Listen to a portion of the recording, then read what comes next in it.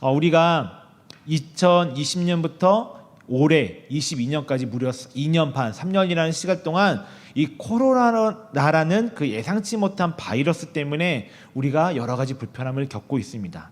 당연하다고 지금까지 생각했던 것들이 이 코로나로 인하여서 더 이상 당연하지 않게 되었고요. 또한 그것이 여겨지지 않는 세상을 우리가 지금도 살아가고 있습니다. 지금도 우리가 2주 전부터 매주 한 명씩 또 확진자가 나오고 있는데 그 가운데서 여러분들 건강을 잘 지켜주시기를 부탁을 드립니다. 우리는 지금 어떤 변화가 얼마큼 일어날지 가늠조차 못하는 시기에 우리가 살아가고 있습니다. 미래를 예측할 수 없을 때 우리의 마음에 찾아오는 것이 있는데 바로 그것은 두려움이라고 얘기하기들 합니다. 이 두려움은 또한 낙심을 가져오기도 하고요. 또한 절망을 같이 가져오기도 합니다. 느헤미야 시대에 예루살렘 성에 살도 있었던 오늘 말씀을 읽었던 이스라엘 백성들도 그러했습니다. 그들도 두려움에 사로잡혀 있었고 그 낙심과 절망의 날들을 매일매일 보내고 있었습니다. 여러분들의 지금의 삶은 어떠십니까? 혹시 이 지금의 말씀처럼 낙심하고 있거나 두려운 인생을 살아가고 있습니까? 예루살렘의 성에 살고 있던 이 이스라엘 백성들처럼 두려움을 안고 살아가고 있었습니까? 그리고 낙심과 절망 가운데 살아가고 있습니까? 청년들도 있겠지만은 그런 청년들도 아닌 청년들도 있겠지만 우리가 삶에 오는 두려움으로 인해 낙심하고 절망하고 있다는 것은 사실입니다. 사실을 아는 것은 상황을 이해하는 데 도움이 되긴 하지만 그것이 문제를 해결해 주지는 않는다는 것입니다. 그럼 우리의 삶의 영역에 그 들어와 있는 두려움 그리고 걱정과 근심으로 인해 낙심과 절망을 어떻게 몰아낼 수 있을까요? 당연한 이야기있지만은 하나님의 꿈과 비전으로 이것들을 물리칠 수 있다는 것입니다. 하나님의 꿈은 낙심을 이길 수 있도록 도와줍니다. 하나님의 꿈이 절망을 우리 가운데 이길 수 있도록 도와줍니다. 하나님의 꿈이 우리 가운데 있는 두려움을 몰아내기도 합니다. 느헤미야처럼 하나님의 꿈을 꾸는 우리는요, 꿈을 꾸는 것이 아니라 그 꿈을 이루어드릴 수 있는 그런 복음의 사람이 되어야 한다는 것입니다. 성경은 하나님의 꿈을 비전이라고 이야기로 합니다. 이 비전이라는 원뜻은요, 나와 있듯이 보다라는 그 뜻을 가지고 있습니다. 그럼 이 비전은 보는 것과 관련이 있는데 중요한 것은 누가 보느냐는 것입니다. 누가 보는 것일까요? 바로 그 비전의 주체이신 하나님이 보신다는 것입니다. 비전을 알고 우리가 보려면 하나님이 바라보시는 것을 우리도 바라볼 수 있어야 됩니다. 우리는 하나님이 바라보시는 곳을 함께 보았던 그 한 사람, 우리가 한 달 동안 바라볼 느헤미야에 대해서 함께 나누려고 합니다. 느헤미야는 두려움으로 인한 낙심과 절망이 가득한 시대에 살고 있었습니다. 그런데 그 가운데서도 하나님의 꿈을 꾸며 살아갔던 사람입니다. 하나님이 바라보시는 것을 함께 바라보았습니다. 그가 선지자였거나 그리고 지금처럼 목사나 전도사가 아니었습니다. 그냥 하나님의 사람, 복음의 사람, 그리고 그리스도인으로서 그리고 지금 한 사람의 교인으로서 살아가는데 하나님의 꿈을 꾸었다는 것입니다. 오늘 우리가 읽은 느헤미야 1장 1절은 그 느헤미야에 대해서 이렇게 소개하고 있습니다. 하가랴의 아들 느헤미야의 말이라 아닥사스다 왕 제20년에 기슬러월에 내가 수상궁에 있는데, 이 말씀을 이해하기 위해서는요, 우리가 이스라엘 역사를 살짝 들어볼 필요가 있습니다. 솔로몬 이후 남과 북으로 갈라진 이스라엘이 각각 아스로와 바벨론에 멸망당해서 포로로 끌려가게 되었습니다. 그러다 바사왕 고레스의 칙령에 의해서 이스라엘 백성들은 세 차례에 의해서 다시 예루살렘으로 고향으로 돌아오게 됩니다. 1차 포로 귀환 공동체는 주전 536년에 스룹바벨의 지도하에 예루살렘으로 돌아와 그 무너졌던 예루살렘 성전을 재건하는 역사를 일으킵니다. 그로부터 약 80년 후에 2차 포로 귀환 공동체가 있는데 지금 에스라의 지도하에 예루살렘으로 돌아와서 영적인 부흥 운동을 일으켰다고 성경은 나오고 있습니다. 그런데 제가 지금 얘기했듯이 1차와 2차 사이에는 무려 80년이라는 간격이 있습니다. 무슨 말일까요? 이 1차 포로 귀환 공동체가 성전을 재건하는 것에 열심을 냈고 지었지만 이 80년이라는 시간이 지나면서 그 이스라엘 공동체 가운데 다시 영적인 부흥이 필요한 상태가 되었다는 것입니다. 그리고 2차 포로 기한이 지나고 14년 후인 445년경에 3차 포로 귀환 공동체가 느헤미야의 지도하에 다시 예루살렘으로 돌아오게 됩니다. 느헤미야는 무려 이 140여 년 동안 무너진 채 있던 그 성벽을 다시 쌓아 올리게 됩니다. 우리가 잘 알고 있듯이 무려 52일 만에 그 무너졌던 성의 성벽을 쌓아 올립니다.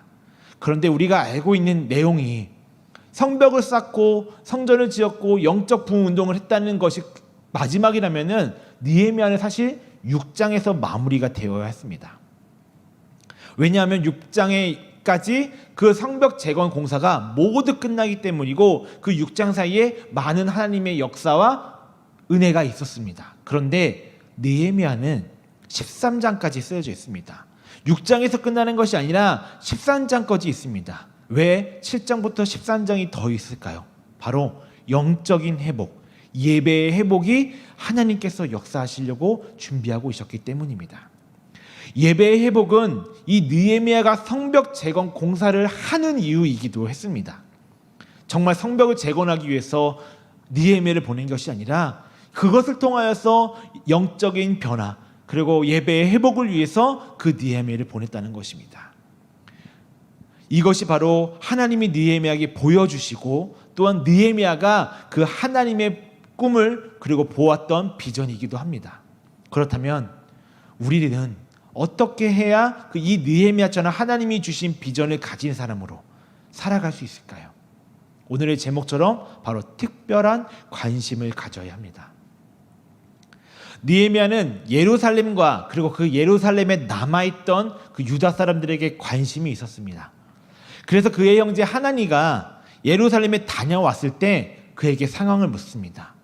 하나니가 먼저 느헤미야에게 야 느헤미야야 예루살렘이 지금 이래라고 이야기도 하기 전에 먼저 물어봅니다.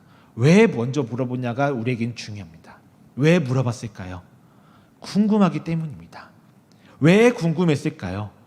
관심이 있었기 때문이에요. 관심이 없으면 궁금하지도 않고 궁금하지도 않으면 물어볼 이유도 없습니다. 우리가 어린 아이 때부터 뭐든지 다 궁금해요. 엄마 이거 뭐예요? 아빠 이거 뭐예요?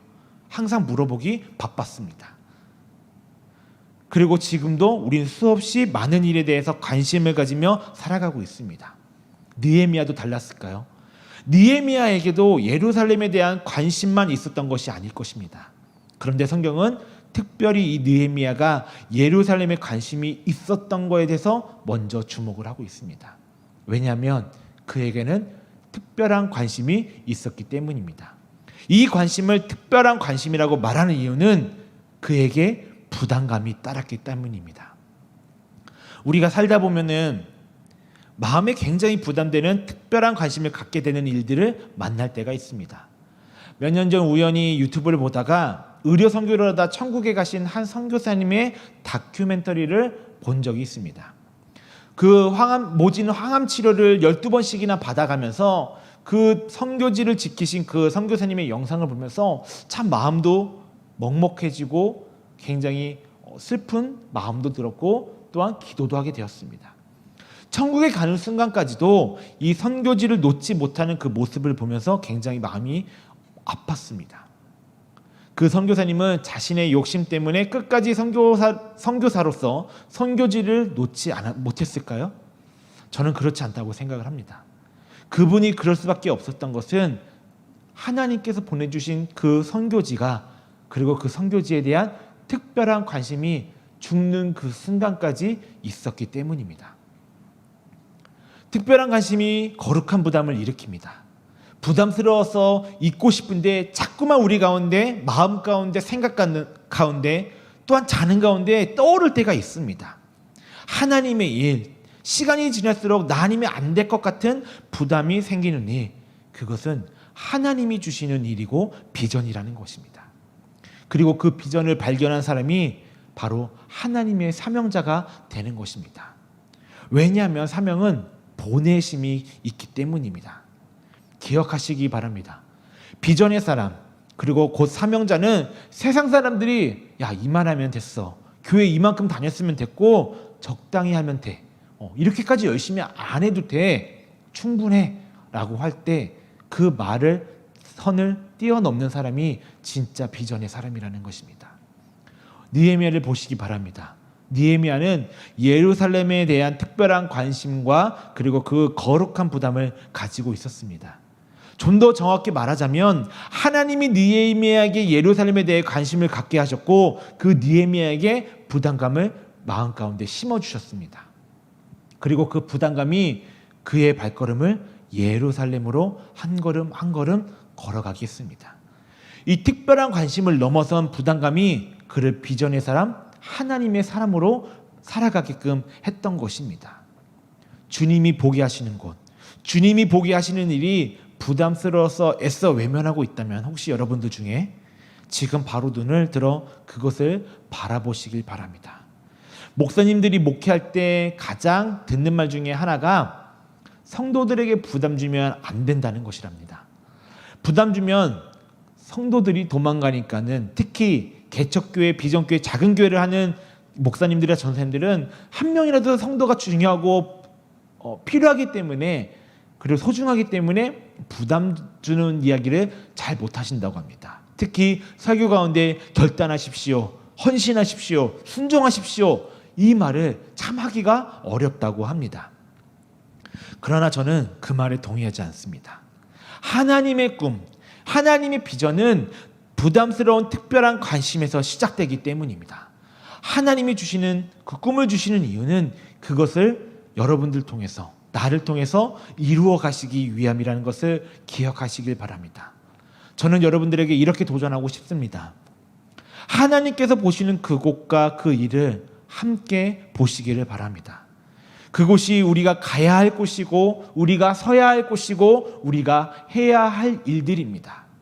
하나님의 일은 우리의 특별한 관심을 불러일으킵니다. 그리고 그 특별한 관심이 부담을 우리에게 가져오고 그 부담이 우리를 비전이 있는 사람으로 만들게 하고 또한 사명자로 살아가게끔 합니다. 저는 여러분들이 이런 삶을 살아가기를 주님의 이름으로 부탁을 드립니다. 부담을 동반한 특별한 관심을 갖는 것, 그것이 바로 하나님의 꿈을 꾸는 첫 번째 발걸음을 기억하시기 바랍니다. 이 특별한 관심이 부담스럽기는 하지만 그 일을 듣고 우리도 느헤미야처럼 여러 날 동안 슬퍼할 수 있습니다. 저도 목회길을 가야 할 때 하나님한테 울었고 그리고 순종할 수밖에 없었습니다. 마찬가지로 느헤미야도 마찬가지였습니다. 그리고 제가 만약에 오늘의 말씀처럼 느헤미야였다면은 예루살렘에 대한 특별한 관심과 그로 인한 부담감 때문에 몇 날 며칠 동안 잠도 제대로 못 잘 것이고 만약에 울었을 거라 생각합니다. 그리고 스스로에게 또 이런 이야기도 해보지 않았을까 생각이 들었습니다. 어휴, 내가 지금 무슨 생각을 하고 있는 거야. 정신 차리자. 내가 할 일이 아니야. 그거는 내가 할 수 있는 일이 아니야. 충분히 울었고 충분히 기도했어. 이만하면 됐어. 그렇게 혹시라도 얘기하지 않았을까 생각이 듭니다. 아마도 이 특별한 관심으로부터 도망치고 싶어 했을 거고 여러분들 중에도 지금 이런 마음이 있을 수도 있습니다. 떨쳐지지 않는 이 부담감을 애써 외면하고 싶었을 것 같습니다. 그런데 이 느헤미야는 부담스러운 특별한 관심으로부터 도망치지 않았습니다. 외면하지도 않았습니다. 그가 그랬던 것을 어떻게 할 수 있냐? 느헤미야가 이 부담스러운 특별한 관심을 기도의 자리로 가져갔기 때문입니다. 그렇다면 그가 어떤 기도를 하고 있었을까요? 오늘 우리가 읽은 1장 5절의 말씀과 그리고 읽진 않았지만 11절 말씀에 있습니다. 제가 표준세 번역으로 읽어드리겠습니다. 아뢰었다. 주 하늘의 하나님, 위대하고 두려운 하나님, 주를 사랑하는 이들과 세운 언약, 주의 계명을 지키는 이들과 세운 언약을 지키시며 은혜를 베푸시는 하나님, 주님, 종의 간구를 들어주십시오. 주의 이름을 진심으로 두려워하는 주의 종들의 간구에 귀를 기울여 주십시오. 이제 주의 종이 하는 모든 일을 형통하게 하여 주시고 왕에게 자비를 입게 하여 주시옵소서. 그때 나는 왕에게 술잔을 받들어 올리는 일을 맡아 보고 있었다. 느헤미야는 금식하고 울며 하나님께 먼저 기도의 자리로 나아갔습니다. 그런데 이 기도 가운데 우리가 한 가지 놀라운 것은 11절의 마지막 부분이에요. 느헤미야가 왕의 술의 관원이 되었다는 것입니다. 우리가 잘못 이야기를 알고 있는 사람들이 많은데, 처음부터 왕의 술의 관원이었던 게 아니라 기도하는 가운데 왕의 술의 관원이 되었다는 것입니다.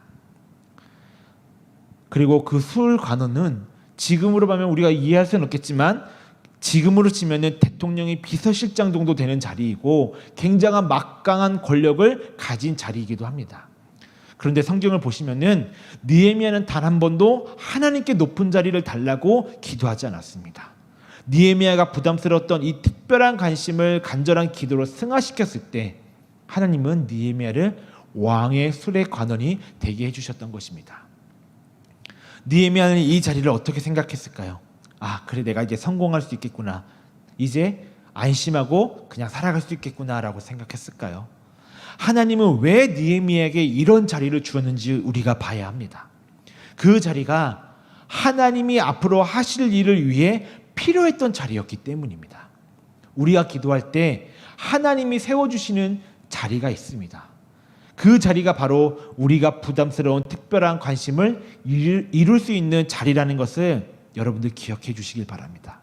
그런데 이렇게 이야기를 해도 기왕이면 높은 자리였으면 좋겠다는 생각이 드는 것은 우리 모두 누구에게나 사실입니다. 저는 우리 청년들이 모두가 기왕이면 사회에 나가서, 또한 지금 현재 있는 위치에서 더 높은 자리로 올라서기를 바랍니다. 단 그 자리로 올라갔을 때 내 능력이 아니라, 내 자랑이 아니라 하나님을 높여드리고 감사함으로 하나님의 손을 놀려드리는 그런 복음의 사람이 되기를 주님의 이름으로 축복합니다. 우리가 좀 전에 읽은 11절의 말씀을 읽다 보면 이 구절에서 잠시 우리가 멈춰설 수 있습니다.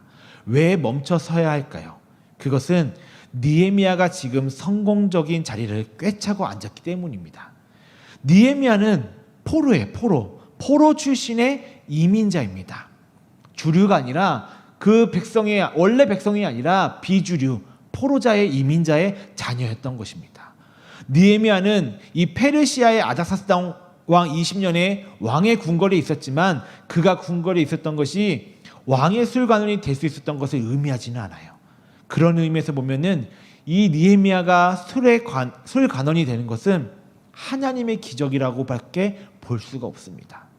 사람들은 대개 이 기분 좋은 기적이 우리 안에 매일매일, 그리고 한 번이라도 일어나기를 원합니다. 이것이 바로 이 구절에서 우리가 멈춰서야 하는 이유이기도 합니다. 성경은 느헤미야가 왕의 술의 관원이 된 것에서 조금도 지체하지 않고 그냥 넘어가 버립니다. 그가 굉장히 중요한 자리에 올라갔는데도 말입니다. 왜 성경은 이 구절 11절에서 멈춰섰을 것일까요? 그것은 느헤미야가 왕의 술의 관원이 된 것은 그 성공이 하나님이 느헤미야에게 하시고자 하는 일이 끝이 아니었기 때문입니다. 느헤미야가 술의 관원이 된 것은 예루살렘의 예배의 회복이라는 하나님의 비전, 하나님의 꿈을 이루어 나가기 위한 하나의 스텝, 첫 발걸음, 하나의 과정이었기 때문입니다. 그것은 하나님이 그 느헤미야를 통해서 이루시기 위한 모든 일, 곧 예배의 회복, 영적인 회복을 향해 나아가는 하나의 쉼표이지 마침표가 끝이 아니었기 때문입니다. 벌써 오래된 일이지만 그리고 여기에 계신 우리 청년들 중에는 아직 태어나지 않았을 때라고 생각이 듭니다. 바로 2020년 한일 월드컵입니다. 그때 영상을 찾아보면요, 아직도 가슴이 쿵쾅쿵쾅거리고요, 뻔히 골이 들어가는 것을 알면서도 박지성이 골을 넣었을 때, 안정환이 골을 넣었을 때, 그리고 마지막에 홍명보가 승부차기를 할 때 그렇게 지금도 가슴이 두근두근 됩니다. 그때 당시 태어났거나 태어나지 않는 청년들은 이해가 안 되실 거라 생각도 될 수 있는데, 한국이 16강에 올라가고 그리고 8강에 올라갔을 때 그것만으로도 우리는 기적이다라고 많이들 이야기를 했습니다. 당시 많은 사람들은 이것도 기적이야, 이만하면 됐어 라고 만족하고 그렇게 축구를 보고 있었습니다. 그런데 그 당시 감독이었던, 축구대표 감독이었던 히딩크 감독은 이런 말을 했습니다. I'm still hungry. 나는 아직도 승리의 배가 고픕니다 라는 유명한 말을 남깁니다. 많은 사람들이 마침표를 찍었을 때, 이만하면 됐어, 이것도 기적이야 라고 할 때 이 히딩크 감독은 그것을 쉼표로 만들어 버렸습니다. 그래서 16강을 뛰어넘어 8강으로 갔고, 8강에서 끝이라고 생각했을 때 4강까지 가는 기적을 맛보게 되었습니다. 우리 시대에 하나님에게 쓰임받는 복음의 사람은 과연 어떤 사람일까요, 여러분? 마침표를 쉼표로 바꾸는 사람입니다. 부담을 동반한 특별한 관심을 갖는 것, 그것이 바로 꿈을 꾸는 첫 번째 발걸음이라는 것입니다. 우리는 간절한 기도가 관심을 넘어 하나님의 꿈, 비전을 이루어 드릴 수 있는 꿈꾸는 사람이 되게 함을 우리가 오늘 1장을 말씀 통해 바라봤습니다. 꿈을 꾸고 그 꿈을 이루어가는 사람은 절대로 신앙의 마침표를 찍지 않습니다. 내가 10년 동안 열심히 봉사했어, 내가 권사가 되고 장로가 되었어, 끝이 않습니다. 내가 이제 장로 은퇴했으니까, 목사 은퇴했으니까 이제 좀 쉬어도 돼, 마침표를 찍지 않습니다. 하나님의 꿈을 꾸고 있는 사람들은, 하나님의 비전을 꿈꾸는 사람들은 하나님 앞에 부르심을 받는 마지막 그 순간까지 은퇴를 했던, 30년 50년 신앙생활을 했던 절대 마침표를 찍지 않습니다. 우리는 이와 같은 사실을, 삶을 사신 한 분을 알고 있습니다. 그분은 우리에 대한 특별한 관심을 가지고 이 땅 가운데 오셨습니다. 그리고 이 잔을 당신에게서 옮겨달라는 부담을 십자가에 기꺼이 짊어지셨습니다. 우리는 이분이 겟세마네 동산에서 한 기도를 기억하고 있습니다. 두려움에 떨면서 주님, 이 잔을 내게서 옮겨주시면 좋겠습니다 라는 하나님의 아들이지만 정말 인간적인 그 부담감과 두려움 때문에 고백을 합니다.